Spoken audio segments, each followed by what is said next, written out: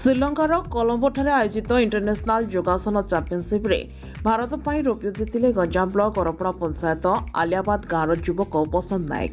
ଏଥିରେ ଏସିଆ ମହାଦେଶର 18ଟି ଦେଶକୁ ନିମନ୍ତ୍ରଣ ହୋଇଥିବା ବେଳେ 9ଟି ଦେଶର 1000ରୁ ପ୍ରତିଯୋଗୀ ଭାଗ ନେଇଥିଲେ। ଏଥିରେ ଭାରତର 69 ଜଣ ଅଂଶଗ୍ରହଣ କରିଥିଲେ। ଏହି ପ୍ରତିଯୋଗିତାରେ ଭାରତରୁ ପ୍ରତିନିଧିତ୍ୱ କରୁଥିବା 2 ଜଣ ପ୍ରତିଯୋଗୀ ସ୍ୱର୍ଣ୍ଣ ଏବଂ ରୌପ୍ୟ ପଦକ ହାସଲ କରିଥିଲେ।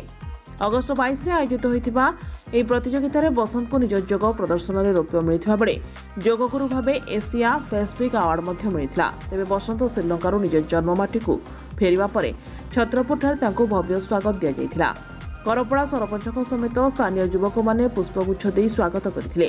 ବସନ୍ତ ଜଣେ ମଧ୍ୟବିତ୍ତ ପରିବାରର ହୋଇଥିବା ବେଳେ ନିଜର ପ୍ରତିଭା ବଳରେ ଆଜି ବିଶ୍ୱ ଦରବାରରେ ନିଜକୁ ପରିଚିତ କରିପାରିଛନ୍ତି।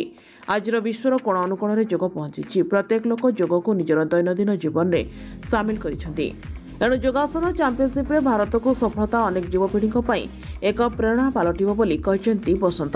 ଆଗାମୀ ଦିନରେ ସେ ସ୍ଥାନୀୟ ଅଞ୍ଚଳର ପିଲାଙ୍କୁ ଯୋଗ ଶିକ୍ଷା ଦେଇ ଜାତୀୟ ଅନ୍ତର୍ଜାତୀୟ ସ୍ତରରେ ପହଞ୍ଚାଇବେ ବୋଲି କହିଛନ୍ତି।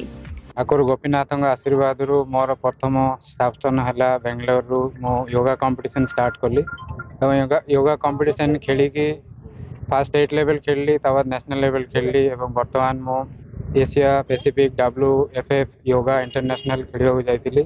ସେଠି ମୁଁ ଇଣ୍ଟରନ୍ୟାସନାଲ୍ରେ ଦ୍ୱିତୀୟ ସ୍ଥାନ ଗ୍ରହଣ କଲି ଏବଂ ମୋର ଏଇଟା ସବୁ ସମସ୍ତଙ୍କର ଓଡ଼ିଶାର ସବୁ ଭଲ ପାଇବା ଏବଂ ସମସ୍ତଙ୍କର ଆଶୀର୍ବାଦ, ମୋ ଗ୍ରାମବାସୀର ଆଶୀର୍ବାଦ ଏବଂ ସମସ୍ତଙ୍କର ଭଲ ପାଇବା, ଛୋଟମାନଙ୍କର ଭଲ ପାଇବା ଏବଂ ମୁଁ ଏ ଦ୍ୱାରା ସମସ୍ତଙ୍କୁ ଗୋଟେ ମେସେଜ୍ କରିବାକୁ ଚାହୁଁଛି ଯେ ସମସ୍ତେ ୟୋଗା ସହିତ ଯୋଡ଼ନ୍ତୁ ଏବଂ ଛୋଟ ବଡ଼ ସମସ୍ତେ ଏ ୟୋଗା ଦ୍ୱାରା ହିଁ ସବୁକିଛି ଠିକ୍ କରିପାରିବା ଆମେ ଏବଂ ୟୋଗା ଦ୍ୱାରା ହିଁ ଶରୀର ସୁସ୍ଥ ରହିବ, ମନ ବି ସୁସ୍ଥ ରହିବ, ସବୁକିଛି କରିପାରିବା।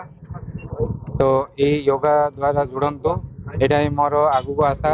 ଆଉ ମୁଁ ଏତିକି ଟିକେ ଦୁଃଖିତ ହେଇଥିଲା ଇଣ୍ଟରନ୍ୟାସନାଲ୍ ମଞ୍ଚରେ କି ମୁଁ ଏକଲା ଥିଲି, ଆଉ ସବୁ ଷ୍ଟେଟ୍ରୁ 2-3 ଜଣ ଲେଖେ ପାର୍ଟିସିପେଟ୍ କରିଥିଲେ। ମୋର ଆଶା ଅଛି ଯେ ନେକ୍ସଟ ଇୟର୍ ମୁଁ ଯେତେବେଳେ ଖେଳିବାକୁ ଯିବି ତ ମୋର ଆହୁରି ଓଡ଼ିଶାର ବହୁତ ଭାଇମାନେ ଯେଉଁମାନେ କି ଛୋଟ ବଡ଼ ସମସ୍ତେ ଟିକେ ମୋତେ ହେଲ୍ପ ହେବ ଏବଂ ଓଡ଼ିଶାର ବି ବହୁତ ନାମ ଅର୍ଜନ ହେବ, କଳିଙ୍ଗର ନାମ ବିଖ୍ୟାତ ହେବ। ମୁଁ ଚାହେଁ ଯେ ପ୍ରତ୍ୟେକ ଗ୍ରୁପରୁ ପ୍ରତ୍ୟେକ ଛୋଟଠୁ ଆମର ଯେଉଁ ୟୋଗାର 10ଟି ଗ୍ରୁପ୍ ରୁହେ 1ରୁ 70 ବର୍ଷ ପର୍ଯ୍ୟନ୍ତ, ତ ସବୁ ଗ୍ରୁପ୍ରେ ଆମ ଓଡ଼ିଶାର ପିଲା ଆସିବା ଦରକାର। ଏଇଟା ହିଁ ମୋର ସମସ୍ତଙ୍କ ଓଡ଼ିଶାବାସୀକି ଅନୁରୋଧ। ଆଜି ଆମ ଗ୍ରାମର ଆମ ଭାଇ ବସନ୍ତ କୁମାର ନାୟକ ତା ସତ୍ୟତା କରିକି ଆମକୁ ଦେଖେଇ ଦେଇଛନ୍ତି। ଆମର ସୌଭାଗ୍ୟ ଯେ ଆମର ପୁରପଲ୍ଲୀରୁ ଯାଇକି ଇଣ୍ଟରନ୍ୟାସନାଲ ଲେଭେଲରେ ୟୋଗା କମ୍ପିଟିସନ୍ ଖେଳିକି ଗୋଲ୍ଡ ମେଡାଲିଷ୍ଟ ପାଇଛନ୍ତି। ଏଣୁକରି ମଣିଷ ପାଇଁ କିଛି ବି ଅସମ୍ଭବ ନୁହେଁ, ତାର ପ୍ରୟାସ ଜାରି ରଖିବା ଦରକାର। ସେ ବହୁତ ବାଧା ବିଘ୍ନକୁ ସମ୍ମୁଖୀନ କରି ଆଜି ଏ ଲେଭେଲରେ ପହଞ୍ଚାଇଛି, ତା ପାଇଁ ଆମେ ଗର୍ବିତ, ଆମ ପଞ୍ଚାୟତ ଗର୍ବିତ, ଆମେ ସମସ୍ତେ ଆଜି ଖୁସି ଅଛୁ। ଭାଇ ଏବେ ଯେ ଗୋଟେ ନିହାତି ଗରିବ ପରିବାରରୁ ଆସିକି ବହୁତ ଷ୍ଟ୍ରଗଲ ଡେଡିକେସନ୍ ତାଙ୍କର ଡ୍ୟୁଟି ପ୍ରତି ଦେଖେଇ ଆମର ନର୍ମାଲି ପ୍ରଥମେ ସେମାନେ ଗାଁରେ ଆମମାନଙ୍କୁ ଭାଇ ହିସାବରେ ଏନକରେଜ କରୁଥିଲେ। ଧୀରେ ଧୀରେ ବେଙ୍ଗଲୋରରେ ଆମର ଅନ୍ୟ ଜାଗାରେ ଗୋଟେ କାମ କରୁଥିଲେ, ତାପରେ ବେଙ୍ଗଲୋର ଯାଇକି ସେଠାରେ ୟୋଗାରେ କମ୍ପିଟିସନ୍ ପାଇଁ ପ୍ରିପେୟାର ହେଲେ। ୟୋଗା ସେଇଟା ଷ୍ଟେଟ୍ ଲେଭେଲରେ ଖେଳିକି ବର୍ତ୍ତମାନ ଏବେ କହନ୍ତି ଇଣ୍ଟରନ୍ୟାସନାଲ ଲେଭେଲରେ ଆମର ଏସିଆନ୍ ପାସିଫିକ୍ ଆଇକନ୍ ଆୱାର୍ଡରେ ସେ ଜିତିଛନ୍ତି। ଆଉ ତାଙ୍କର ଡେଡିକେସନ୍ ଏଥିପାଇଁ ଥିଲା ଯେ ଲୋକମାନଙ୍କୁ ସେ ଆଗକୁ ନେଇକି ବଢିବା ପାଇଁ ଏନକରେଜ କରିବାକୁ ଚେଷ୍ଟା କରୁଥିଲେ।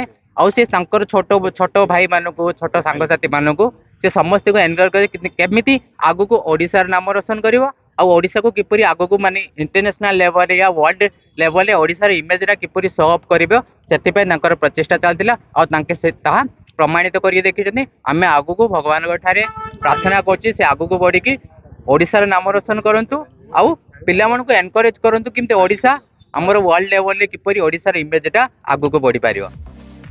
ଛତ୍ରପୁର ସରସ ସାମଲଙ୍କ ରିପୋର୍ଟ, IYA ନ୍ୟୁଜ୍।